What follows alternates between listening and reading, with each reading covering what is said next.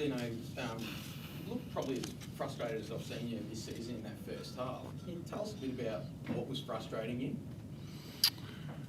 We knew some areas that they've excelled at throughout the year, and part of that is their pace, how quick they get it off the rim, get it out of the net, and go. I thought that in the first quarter we were just watching. Once either ball went through the net or watching on an O board, and we weren't ready for the next play, and that created a lot of mismatches at the other end. I thought over the recent games, anytime we've got a margin, we've made an error, and again, our foul discipline did that tonight. We're up 8-4. We foul a three-point shooter. We just given them juice to. Keep coming back where we've just got to show greater discipline. So, and then obviously as the game wore along, to say they're just smashing the O boards and just driving us under, and there's a physicality to say, if you can't do that, you're not going to be ready for playoff basketball. You're not going to make the playoffs if you're not ready to stand up to that physicality. And they just dominated in that. I haven't seen for us, smashed by 25 on the boards, give up 25 O boards. You can't even get close to winning a game. I think we're probably fortunate enough for it to be a 13-point margin. It probably felt like a 30-point margin for me. So, that's a part of my frustration in this game. It's not often that you see Melbourne United get physically dominated like you did tonight, especially on your home floor. Is it a frustration for you that you have a development player, Tom Cobbin, you send him out there, he leads you in rebounding 9 boards, you have another development, a young roster player who doesn't play a ton of minutes that you lean on, he comes out and gets you 10 points and gives you a spark. How frustrating is that for you when these guys have played 10, 11 minutes and look like the best players on the floor tonight for you? Yeah, I thought some of our leaders stopped tonight in different moments, got caught on a screen, worried about a foul, got beaten in a rebound, and we were looking for excuses tonight, and it's like just toughen up. And TK and came in and just played with a crazy amount of energy, and missed a couple of little bunnies around the rim. He could have been a lot better if he finished some plays as well. But just the desire and want to energy that he played with, I'm hoping that our starters saw that and say, God, if he's going to do that as a young kid, like I've got to do that as well. Talk about during the week about focusing on getting that defensive identity back. How much or how hard or how much of a difference does it make when you lose Marcus Lee in the shoot-around and have to make that adjustment? And I know Robbie Lowe started well, but he doesn't necessarily bring the defensive presence to what Marcus does. How hard is it to make that adjustment and go, okay, we've got to kind of change the plan? Yeah, look, Froles and Harvey were at a really high level tonight in the way he finished in the paint, and there's some ones that we say that's acceptable, some of the fadeaways that he made, but the O boards aren't, and the ones he finishes at the rim aren't acceptable. We've done a reasonable job on halves in recent games, but tonight he looked a step quicker than us, and I thought some of our older guys were just a beat off and just a little step slow tonight, and certainly we got punished for it. So about identity, it's not even close to the identity when you give up 25 O boards and we can't quite get our match up in D-Trans. So they're two effort areas and communication areas that if you don't get those parts right, we're not even worried about talking about on-ball defence or post-defence right now. How worried are you about losing the Bullets last week? You do this against Illawarra this week. How worrying is that for you as a coach? I think there's always a patch in the season where it's not acceptable, and we knew over the 5-game win streak that we could see some little things tapering off. Did we have enough real quality practices to try and pick it back up. And often, sometimes, to me, there's always a 2-week lag time when you really identify a problem. It takes another 2 weeks to really get it back into action. You want to try and solve problems quickly, but it takes more reps than that. And so, obviously, people being out, how many games can we win when we've got people out? And it's been a real positive quality of our season so far, but these last 2 games haven't been. Does this change what you do now? Coming off those 2 losses, do you do something different to make up for what's going on, or do you make changes in practice and things that you do on the practice court? Yeah, obviously we've got to get through Sunday. We've got a real quality game and quality matchup, and we'll respond.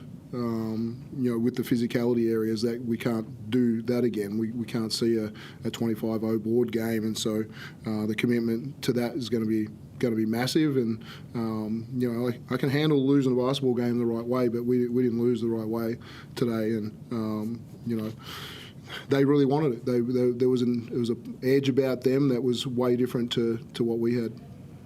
What was the tone of your message to the players just then? No, I don't talk to the players after the game. So, we'll review it as a coaching staff. We'll come into our meeting tomorrow and they'll all have a fair idea about what happened in the game. They need to go talk to the fans, and they need to go do the things that they need to do after the game. So we'll get at it tomorrow, and obviously we've got to fix these problems before we even move on to the South East Scout. So even though there's a shorter turnaround, there's still going to be a big dissection then of tonight's game rather than just tossing it aside? Oh, for sure. You don't toss physicality and effort aside. And again, just some poor me kind of moments to say, I got hit by that or whatever, and I stopped playing, and that's unacceptable for a Melbourne United player. And so I'll show every one of those tomorrow. It was just out of character, wasn't it, tonight? I don't know. It's. I hope our character's better than that. I hope we're more consistent and have play with greater physicality than that. But they're a really good team, and we knew we'd learn some things about ourselves tonight. And we learned a fair bit that we're not up to the level of the best team in the league. Did some of the younger boys earn any minutes going forward because of their performances tonight? Yeah, we always you take the positives of what they did, and for those guys to be plus in their minutes is really good. And so it's TK's been ticking along for a while right now, and athletically he's in the best position that I've seen him at our club, and had a few little injuries and different things, but right now he's bouncy and playing with a great amount of energy. Campbell Blogg, every time he comes into the game for us, makes a shot. Kesh was good around the rim tonight as well, and made his 3-ball, and so there's going to be opportunities for everybody if people aren't playing well, and tonight Whitey missed a couple of things that I weren't happy with, and you throw TK in there, he gets an opportunity and he grabbed it. And Akech, obviously important, to important minutes for you, wasn't it, tonight? A tough situation to be in, but how did you, suppose, maximise your time on the court? Like Dino always says, just come in and make an effort. So I just try to make an effort, make an impact, and I did that in a few areas, but could have been better in a lot more areas as well. And did anyone take you aside to, I suppose, give you advice on the run as you were playing? Or? Yeah, everybody does a great job of doing that all the time. I got Rob and Marcus, they pull me aside, tell me what they see. The coaches do a great job. I'm learning a lot being here, and everyone's great with all that. And you were very efficient tonight, so you must be pretty happy with that, with your scoring? For the most part, yeah. Yeah. Dean, in terms of Marcus, is he going to be playing on Sunday? Or? No. He came. Obviously, it's a repeat injury kind of thing, and so we thought he'd practice well through the week, and stepped into shoot around and just kind of was in 5-on-0. It wasn't at max speed, and just kind of tweaked it again. So we've got to make sure he gets right. And we've got a little break after this game on Sunday to really try and get him and CG right to come back. And I suppose is the message to someone like Akech to be ready again? Yeah, for sure. You know, we had the New Zealand game where Marcus didn't play, and you know, Robbie and Akech did a really good job, and you know, we're going to ask him that of him again. Akech, you've become a bit of a cult figure among the United fans, and I saw they're all arguing about your nickname. Have you heard any of those nicknames running around? The Learjet? Yeah, I heard it. Have you got a favourite one? Yeah, my name, no nicknames. All right, yeah. I'm happy with the catch. Jimmy Buckets. I'm just calling the battery, the double A. That's the worst one. That's the worst one. Learjet's probably better than double A. Like the Learjet. Yeah. Yeah, it's not bad. You spoke about winning games without people, obviously missing Marcus tonight, but also you're probably referring to Chris. How much are you missing his leadership and what he does on the club? Yeah, I think he's been, you know, great on the bench. There's still the leadership that he's giving the group in his rehab and at practice and stuff. But we, you know, there's enough leadership, you know, within our group with Delhi and Shay and Robbie and Marcus. There's enough there. You know, we miss. He's as much as people don't look at him as a great defender, he's a really good positional defender, and he does a good job of just, you know, being in the right spot there. And I think we've just had some breakdowns that he helps fix at that end. And then, you know, there was some advantage creation at the offensive end that, you know, was at times it's like, oh, we need some more. We need something to play off a little bit more, and we got stuck in maybe some post-ups and dribbling the ball too much, and just some off-ball action where, you know, him and IC can fly around together and create advantages for us. So I think, you know, that opens up easy baskets for other people. So we missed that with him. You spoke during the week about the defensive focus that you've had. What didn't translate from training onto the court tonight? Yeah, you know, the rebounding and the sprint, you know, they're the two biggest things right now.